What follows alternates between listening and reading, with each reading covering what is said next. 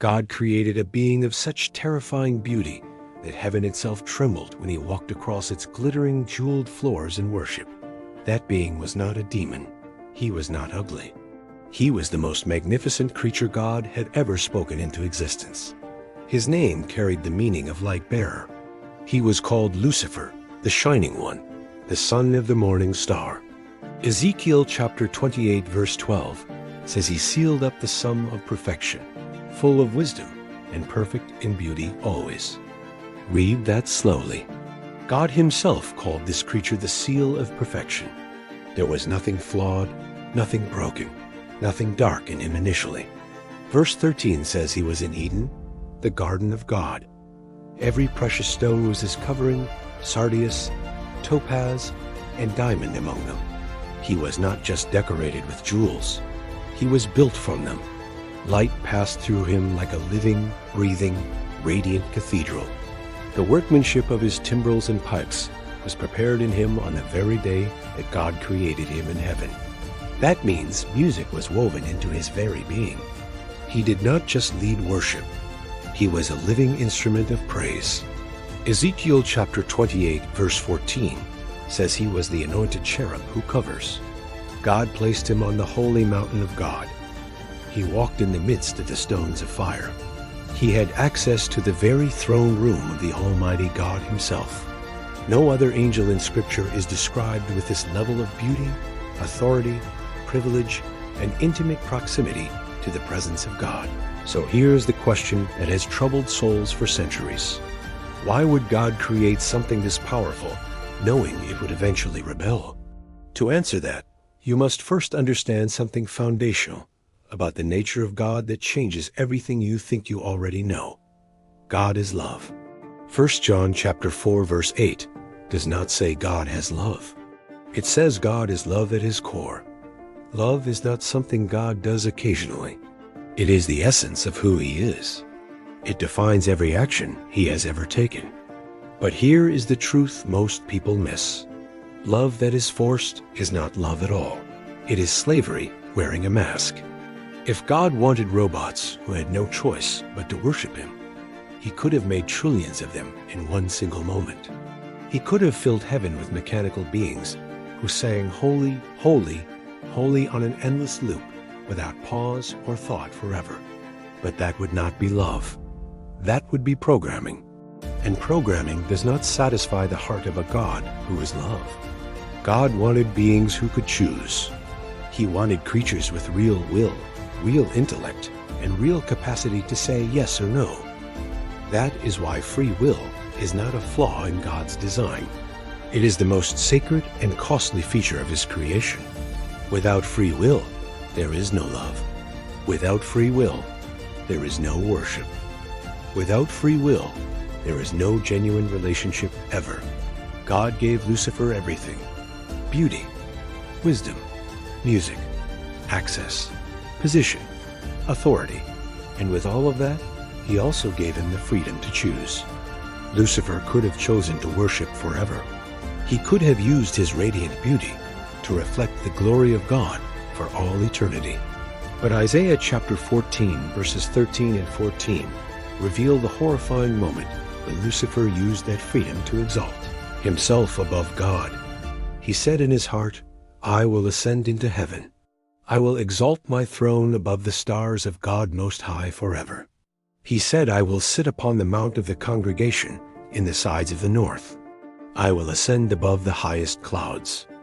Then came the 5 words that shattered heaven. He said, "I will be like the Most High." Pride was born that very moment. Notice that sin did not begin with an external temptation. It was conceived inside a perfect being who chose self over the Creator. Ezekiel chapter 28 verse 15 confirms this. God said you were perfect in your ways from the day you were created. Then the verse continues with words that carry the weight of eternity. It says, until iniquity was found in you that dreadful day. God did not put iniquity in Lucifer. God did not program rebellion into his code. Lucifer generated it from within his own free will. This is a critical point. God is not the author of evil.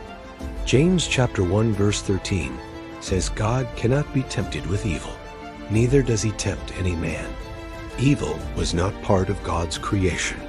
Evil was the corruption of something good that chose wrongly. Think of it this way.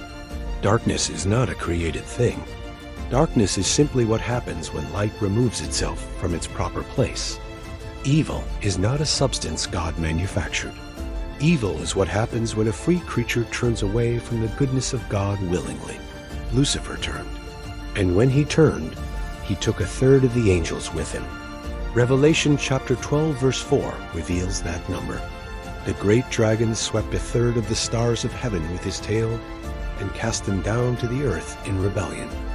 War broke out in heaven. Revelation chapter 12 verse 7 says Michael and his angels fought against the dragon and his fallen angels. The dragon and his angels did not prevail. There was no longer a place found for them in heaven. They were cast out permanently.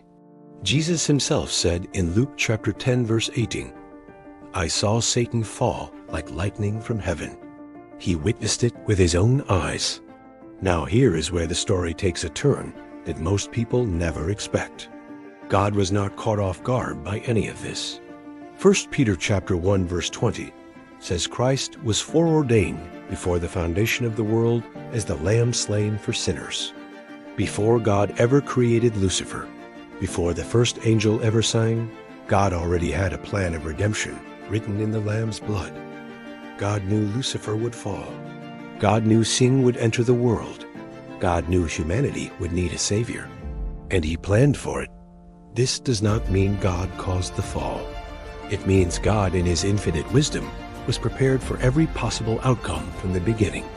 And here is the part that should make you fall to your knees. God used the rebellion of Satan to reveal his greatest glory. Without the fall, there would be no cross.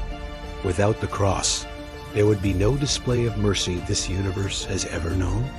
Romans chapter 5 verse 20 says, "Where sin abounded, grace did much more abound."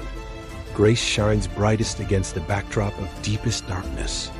The cross of Jesus Christ is the most magnificent event in the history of all creation, and it required a problem called sign. God did not need sin, but God in his sovereignty used sin to showcase a love so deep it swallows death itself whole. Colossians chapter 2 verse 15 says Jesus disarmed principalities and powers and made a public spectacle of them, triumphing over them through the cross. Satan thought the cross was his victory. He thought killing the Son of God would end the story forever in his dark favor. But the cross was a trap set before the foundation of the world. Satan walked right into it and sealed his own everlasting defeat. 1 Corinthians chapter 2 verse 8 says, "Had the rulers of this age known, they would not have crucified the Lord of eternal glory." Satan did not understand the mystery. He did not see that death could not hold the Son of God inside that borrowed tomb. 3 days later, Jesus rose. He conquered death. He conquered hell. He conquered the grave. He took back the keys from the enemy forever. Revelation chapter 1 verse 18 records Jesus saying, "I am he who lives and was dead, and behold, I am alive forevermore. Amen." He holds the keys of Hades and of death. Satan has no authority that God has not already permitted and limited by divine decree. Job chapter 1 reveals that Satan could not touch Job without asking God's permission first. Even the enemy operates on a divine leash. God is not threatened by Satan. God is not in a cosmic battle where the outcome is uncertain. The outcome was settled before creation. Satan is a defeated enemy. He is on borrowed time, and his final destination has already been written in the pages of Scripture. Revelation chapter 20 verse 10 says the devil was cast into the lake of fire and brimstone, where he will be tormented forever, forever and ever, day and night, without rest, without appeal, without hope of parole. The judge of all the earth has already spoken clearly. So why did God create him? Because God is not a coward who avoids risk. God is a sovereign king who governs all outcomes. God created free beings because love demands freedom. He allowed rebellion because sovereignty can handle rebellion. He permitted evil because grace would overwhelm it. And through it all, God received something that a universe of robots could never give him. He received the free, chosen worship of redeemed souls. You were created in the middle of this grand story. You are not an accident. You are not a footnote.